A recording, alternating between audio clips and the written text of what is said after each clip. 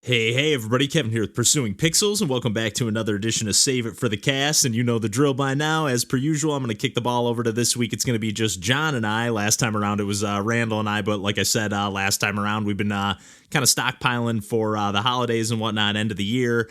Everyone's got busy schedules and everything, and actually, I did just sign a lease for a new apartment, kind of gearing up to move at the end of, or at the start of next week, I should say.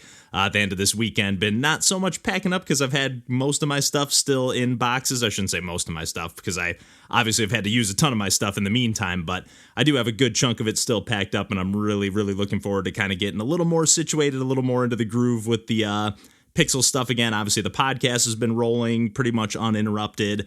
We've been able to still put one out every week, but like my live streaming and stuff like that has really had to get put on the back burner over the last like year or so. I've been able to sneak in little, chunks here and there, but you really haven't been able to get into any kind of meaningful routine on that side of things for videos or live streaming. So I'm really excited about that and super pumped to dive into that soon. Cause like, I know I've mentioned a number of times on the podcast, like I haven't been able to get like, the best setup for certain games. Like I talked about it a lot while we were talking about Zelda Tears of the Kingdom. Like, I don't think that game would have grabbed me either way, but like, I do think sitting down in the living room and having like a full big screen TV experience, or, I do love strapping the headphones on, but also like having some speakers and all that stuff and just getting, turning all the lights out in the living room. It's totally different experience when it comes to playing some of those bigger games or something like Metroid Prime Remastered that I haven't even fired up yet. That's one of the big reasons I haven't. So, all that said, yeah, John and I are going to get into some video games chit-chat coming up here. Actually, some video games and some music chit-chat mostly. Kind of 50-50, I feel like, on this one. But before that, as per usual as well, I'm going to talk about some of the stuff that I've been playing. And I've actually been playing quite a bit of stuff lately. I'm not going to talk too heavily about any of them, but one of the games that I've been wanting to play for quite a long time, just because I've seen it and heard about it a number of times, is The Frog Detective. I think it's a full series now. You can get like the full collection of 3 like mysteries that you can solve, or at least that's how I think it works. Kind of like a Professor Layton light style game. There's not a ton of puzzle solving. I just played through the first mystery, and I actually played these on Game Pass.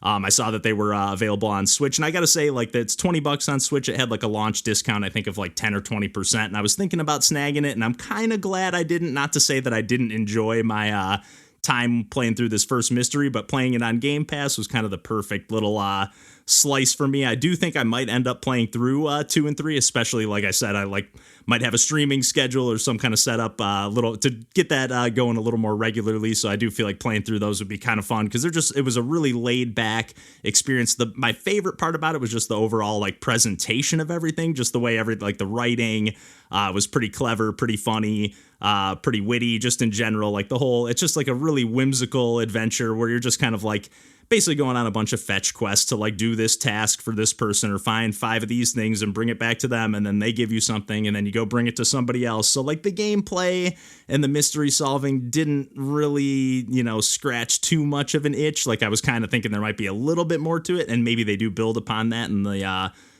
following mysteries 2 and 3, and I forget the name of the first one here, but I did love like every single aspect, even the way like when you just walk up to like a character or any kind of item that you can interact with, it kind of has this like white outline that goes around it, and just everything's so fluid and smooth, and it's just such a charming game. Again, the writing was really clever, sometimes a little bit almost too much so at times, but only a few moments. It was a really short experience. Like it was only like 30 to 45 minutes. I like fired it up, but thinking like, I'll just check this out before bed and, come back to it another time. And I was like, I feel like I'm just kind of ripping through this pretty quick. So I'll just see this all the way through. And yeah, I did have a pretty good time. And like I said, I do intend to probably play through those, whether I stream them or not, but even just to kind of like, I'm in the mood for just like a relaxing, I don't feel like reading a book or listening to a podcast, but I just want to kind of like rip through enjoyable little adventure here. And I did love the music as well. They really nailed that kind of like noir, kind of jazzy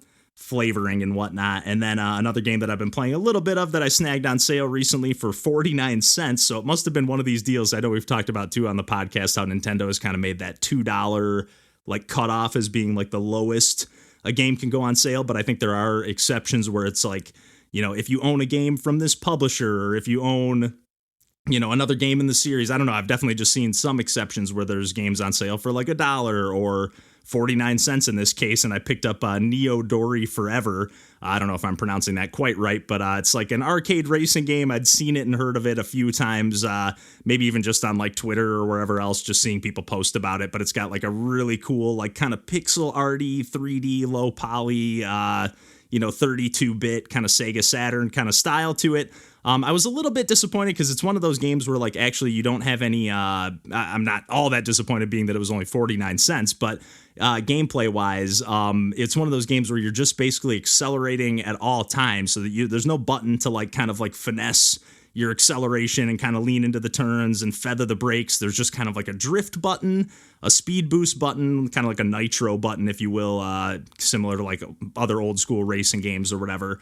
And then there's just steering left and right, and you're basically just trying to collect coins, collect gas tanks to not run out of gas. You're not so much on a timer, but one thing that I really do like about the game is that it is like a campaign kind of cruising USA style. You're like moving across the map. I've only taken out like maybe the first like 3 or 4, maybe 5 stages.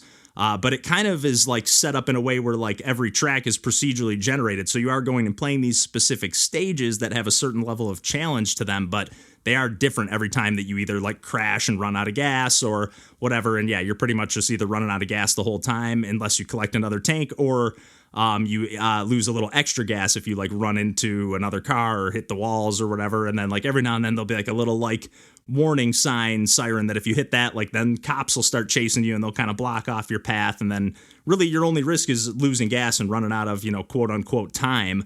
But I've been having a decent amount of fun with this one. It hasn't fully sucked me in, but it's one of those games where too, if I was like streaming it, I could easily see like playing it for a good like hour on end, just like, chipping away at the campaign a little more so. But I've only played a little tiny bit of that so far, but I've definitely been having a good time. And then the other game that's really been kind of keeping my attention lately is TowerFall, kind of an old indie classic here.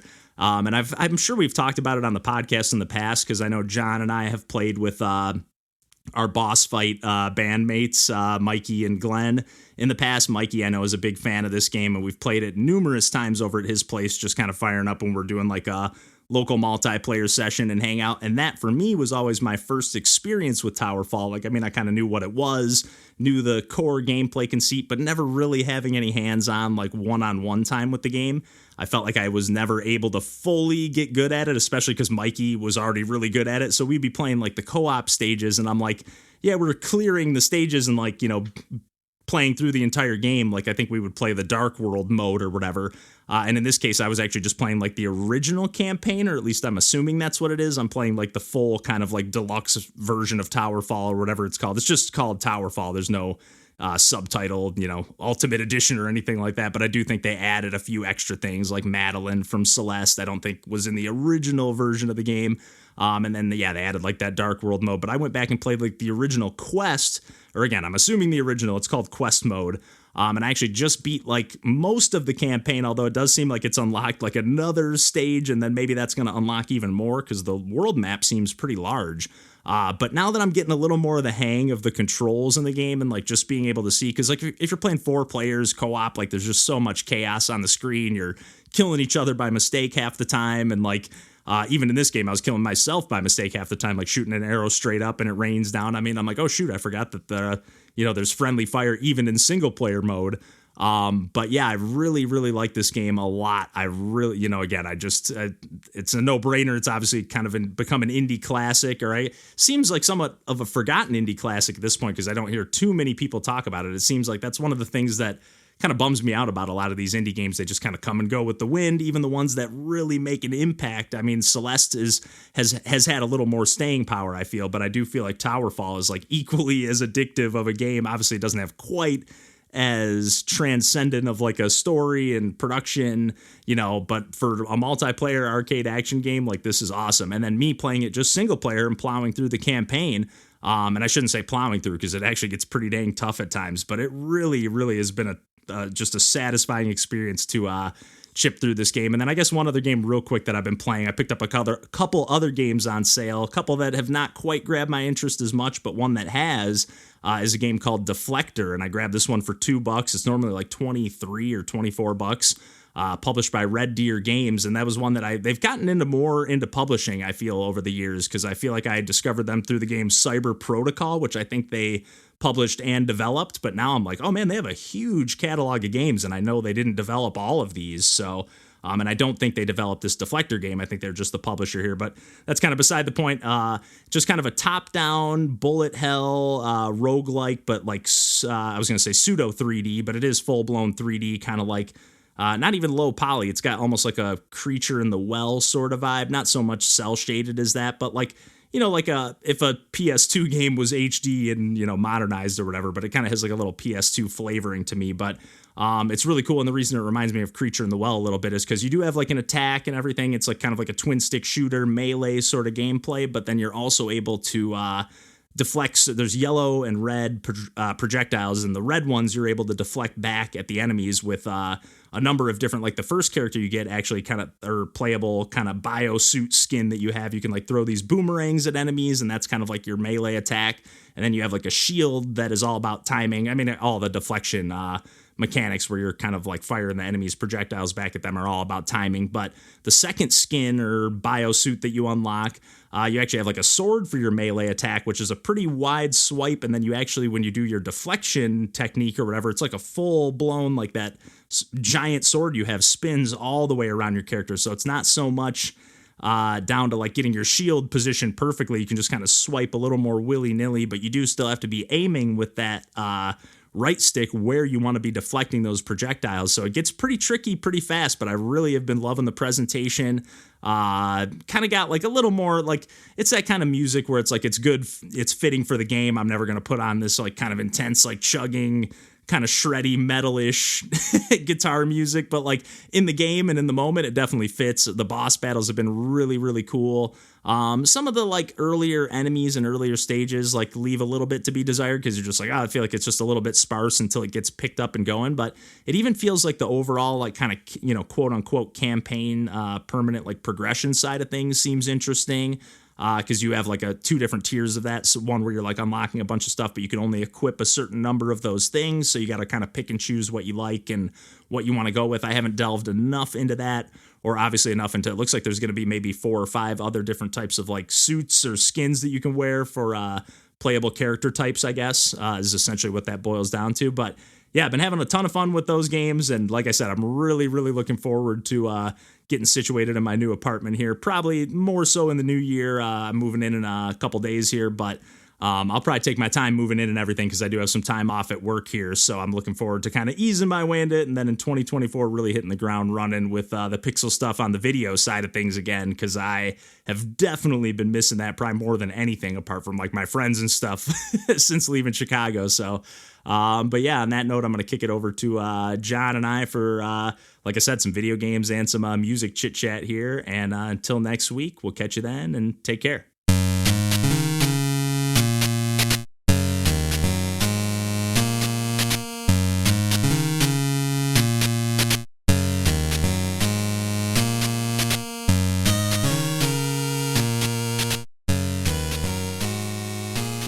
Yeah, I've pretty much just have like Anodyne 2 and then that Ninja Yaya Maru collection that I just scooped up. Yeah.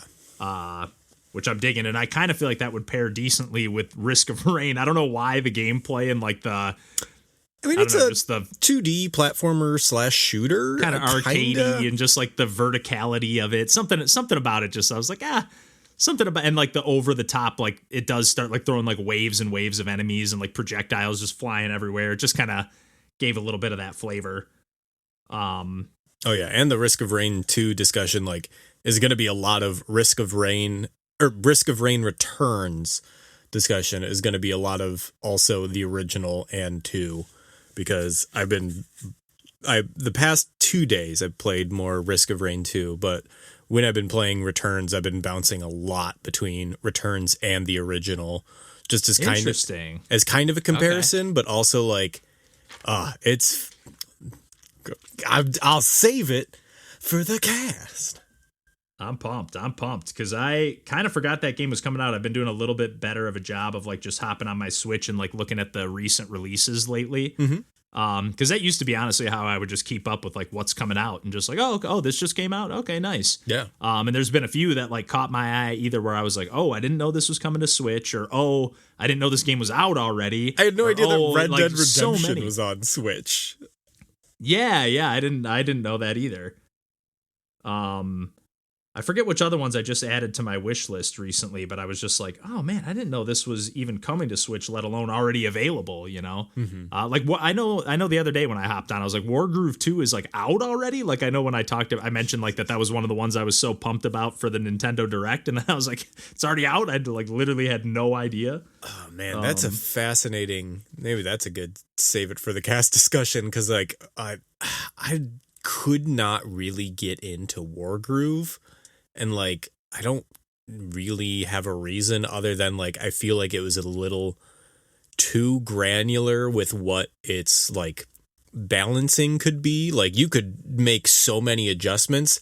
And that's something that I love about Risk of Rain Returns, is that there is so much. But I think it's because I think that that's, like, an overwhelming thing if you were going into it. Like, if this was your first interaction with a 2D Risk of Rain, then I have no idea how you would like it or find it accessible. I feel like it's just kind of even 3D Risk of Rain. It's like, how do you go into that if you don't have the like, I'm curious how that game feels to people who have never played the first one going into it and just being like, this is just a 3D roguelike shooter that I don't understand these like endless waves of you know, onslaughts of enemies. And I'm like, I kind of don't want to get into, because it's always going to be a subset of the internet and it's not representative of actual people. It's just like the Risk of Rain subreddit and people who are complaining on it. So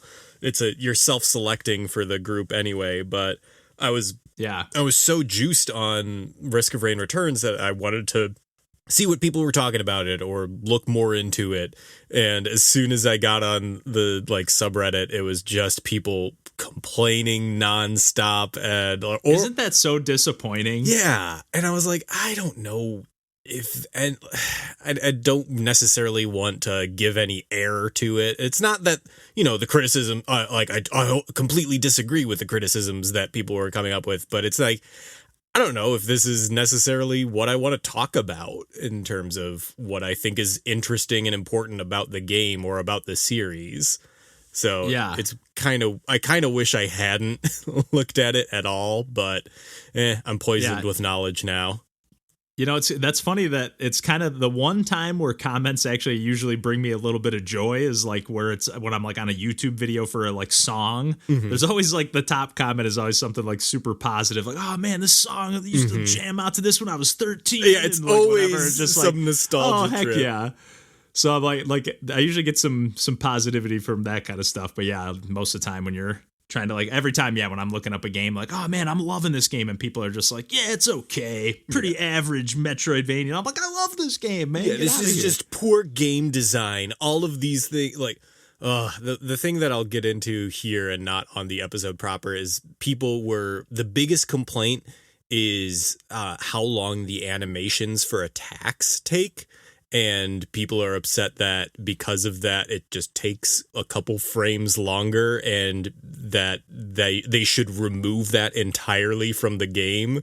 And I was like, people that are like, it doesn't feel exactly like it did in the original. And it's people who've never played the original who are like saying that all the attacks are too slow and too clunky, and you have to commit to a direction because the animation takes long enough that you have to time it so that it hits an enemy in the correct direction, and if you don't, then you die. It's like, that's sometimes the clunk is where it's at. Like, honestly, like even with Anodyne 2, it's a little, and even the original Anodyne, like those games are a little bit jank. Yeah, but like in a really charming way, because they're just like brute forcing their way into making it work. And at some degree, I was like, okay, well, I really like how much they've added to the customization or accessibility or rule set that you can customize to make it a little bit easier in any way that you run up against that you don't particularly like. Or it's like, oh, this is the thing that I hate in roguelikes, and you can just kind of edit that out.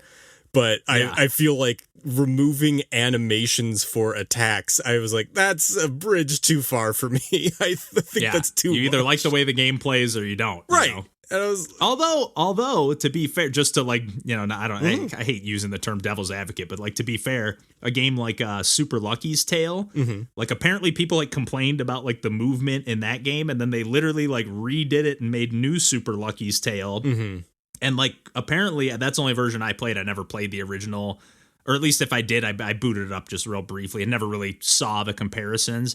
But I did see some like little GIFs where they were just showing like the way they like kind of fine-tuned the movement and made the jump feel smoother and whatever. And I was like, hey, they actually apparently took that feedback and made a game where I only played the new version. I'm like, this is one of my favorite 3D platformers ever. And apparently the original release was just kind of like a very middling 3D platformer. But again, that's just the reviews, you know, like who cares what those are. I'm sure I would have liked the original game, you know, just fine. it's so hard to maybe just had a few more gripes. It's so hard to tell if, you know, what version you get is the canonical version of a thing when development is so fluid. Like you can have updates or patches or like complete re-releases of things. Yeah. And half the time too, it's like when you discover it, you know, like doesn't necessarily matter when it releases. Exactly. So yeah, kind of like those open mic Eagle. Like I've been listening to those two albums like side by side, and I'm like, they're just like all one to me, one album of awesomeness. Have you listened to that other one where it's just like his head of where it's like a boombox or whatever, like that stereo system? Let me check. I don't think I have, but I think it was from 2022. Like I got the notification about this new release, and then I was like, oh wait, he had another new one. If it's recent, then no. I remember skimming that like one. It's called like Anime Trauma Divorce or whatever, and I wasn't as into it. So I kind of just stopped. I just like assumed like, oh okay, Brick Body Kids was amazing, and then now he's a little off his game. People go in waves. Exactly. Yeah. I just kind of tend to think like a lot of times once I lose interest in an artist or a band, they usually continue, but that's continuing to prove me wrong again and again though, where I'm like, oh yeah, I don't think I'm into No Name as much, and then puts out this new one, and I'm like, wait a sec, No Name's one of my favorite artists again. Yeah, but sometimes new pornographers put out a stinker like Brill Bruisers, and then they come out with a good album like this one.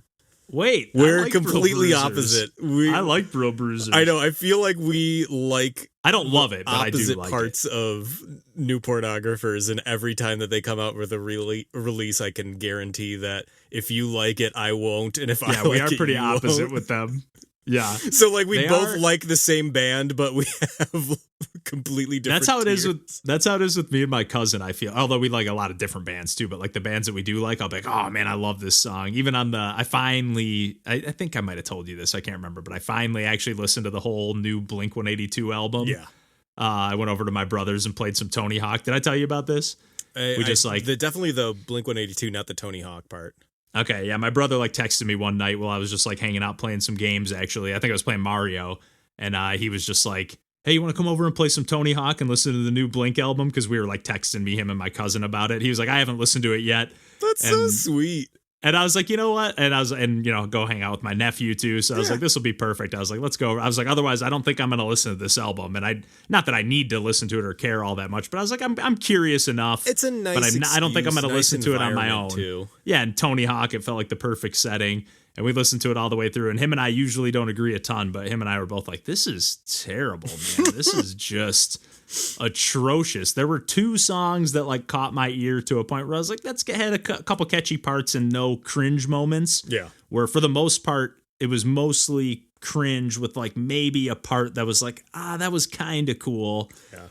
But man, especially the lyrics and stuff like that. Oh my God. One of the lyrics is like, 2023, who the fuck are we? It's seriously some of the worst amateur songwriting I've ever come across. And for me, that would be just par for the course for Blink-182. Yeah, but they used to like, I know what you mean, but they used to like do it a little more tastefully or something. I don't know how, not tastefully isn't even the right word at all. But they used to do it like a little more smoothly or effortlessly or something. I don't know how to put it, but like not forced. Yeah, it feels so forced. Like it literally, the album feels like there's so many songs where it's like, oh, this is they're trying to do the Adam song, and then now they're trying to do the I Miss You, and now they're trying to do the Stay Together for the Kids song. Like there's so many. Here's the Dude Ranch song. Here's the. It's like I don't remember if I even brought it up on the podcast, or maybe it was just a conversation we had some other time. But I remember when I listened to the. Who knows if it's the newest Incubus album, but it was, I think, Dead Mouse or fuck, I don't know. Maybe Skrillex. I don't know who produces. A vague bell. No, that rings a vague bell. I think it's Dead Mouse. Yeah, one of them that produced it. Or Danger Mouse, maybe? No, because then I would have been really disappointed about how bad it was. But it was some big name artist that more recent, but also not a recent artist was producing the album. And I hated every song of it. But then they had a like nothing transition track where it was just them fucking around and like laughing hysterically and like doing the dumbest shit on. I was like, you know what? But I'm glad that you can still do this. I'm glad that you still have joy in doing this, even if like I don't enjoy a single thing of it. I'm glad that you're having fun doing it. Yeah, you're doing it. You're still doing it for the love of doing it, I guess, you know? So, man, yeah, I don't know. I haven't been listening, or actually I had, other than the Open Mike Eagle, I don't know. I haven't been listening to too much stuff, but dude, I've been listening to a ton. That Rocket League verse is so freaking good. That song is so grimy. I love it. It's like, I don't know, even that one part where they're like talking about like playing shows, I think, or something. And that one guy's like, sound quality was ragged. I don't know, just the way he's just like, I don't know, there's almost like no rhyme or rhythm to the stanza, just like saying nonsense. Dude, I think it was maybe the first song, just like the way that the rhymes are organized. Yeah. About how like certain lines will be repeated but not in the same order. Like, so there's not really a chorus. It's just, or the way he like emphasizes the line, like a little differently. That like wrong way for the feng shui. Yeah, let's turn the sofa to blockade. He like goes up sometimes. I love that song, and it's such. It like starts so not abruptly, but no, like that was quiet, the first mellow thing that sound. But it just me. just starts out of nowhere. You're just like, what the hell? This is the first song on the album. Yeah, it ruled. What's going on here? Oh, it was so good. Yeah, there's some really, really good tracks on that album, and totally equally good tracks on that other album as well. If not more, there's just more songs, so I feel like there's maybe one or two extra standout tracks. Yeah. But even that, that song like "Make a Pyramid and Aim It at You" or something. Yeah. Oh. Like his lyrics are just hilarious, but in a way that's, you know, he's not like full blown Weird Al, but he's just like, he definitely gets some good giggles in there. Or not even a giggle, it just like makes you smirk and go, "Oh, Mike." Yeah, no, I was dog. grinning through so much of that album. Like, just the put my ashes in your coffee grounds. Yeah. You probably drink dead people's ashes all the time without knowing it. Do it on purpose. He's like, you say you fuck with me? Come on, drink me. It's not going to hurt you. It's not going to hurt me. I'm dead. That's the kind of stuff that I always wondered. I'm like, how do you decide to like actually put that on the album? Like, I can't imagine I just can't imagine actually doing that and then like getting a take where I'm like, oh, that wasn't good enough. Let me do that again. Oh, and then like, I don't know. I just can't imagine. I love it, but I can't imagine me doing it. You know, I'd be too self-conscious about it or something. I think that there's, there was a drum beat that Sam was doing in like one of the Sad Witches songs that we were like writing a new one, and he just put out, and he's like, guys, I really want to do this like Metallica beat, and just played like the cheesiest straightforward beat, and we're like, you know what?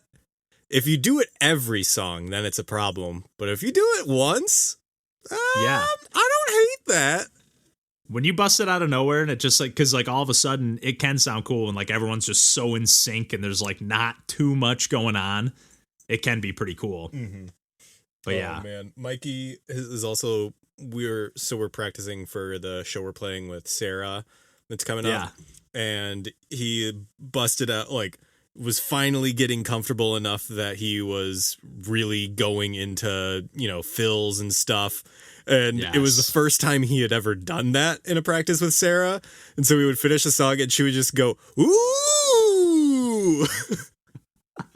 He's seriously a beast, man. I seriously get so much joy for that one time, like my buddy Josh, when I first moved back home, like put on that video of us doing, I think it was the Bunday video. I'm not sure if it was a different song, but it was one of the DZ videos.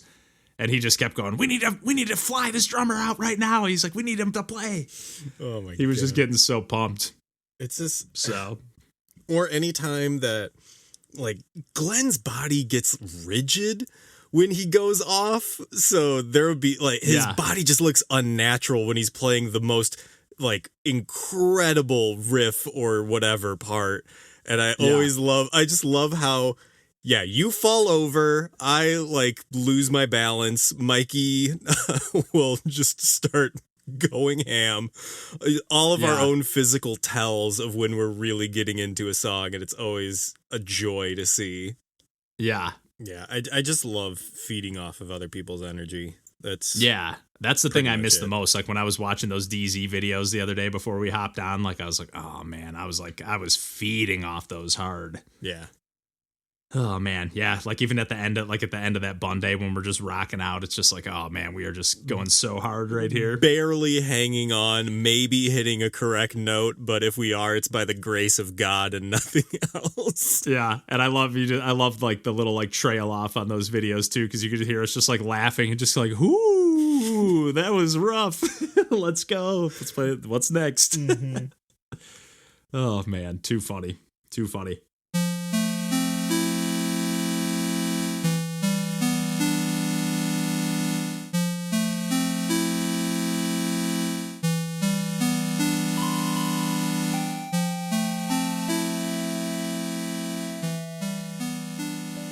This one song in that band I was in with my cousin, Aquatic Zoom. Whoa, that's a good. We literally put it in a band generator like thing. We just kept generating names. We were like Aquatic Zoom. It was between that and Log Jam. Log Jam's not bad. I know we kind of were stuck on both those, but yeah, we ended up going with Aquatic Zoom. And what was I just gonna say about that now?